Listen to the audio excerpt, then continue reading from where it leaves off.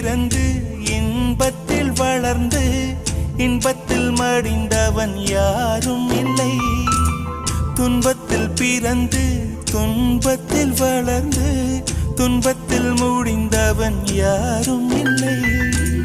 இன்பம் பாதி துன்பமும் பாதி இரண்டும் வாழ்வின் அங்கம்.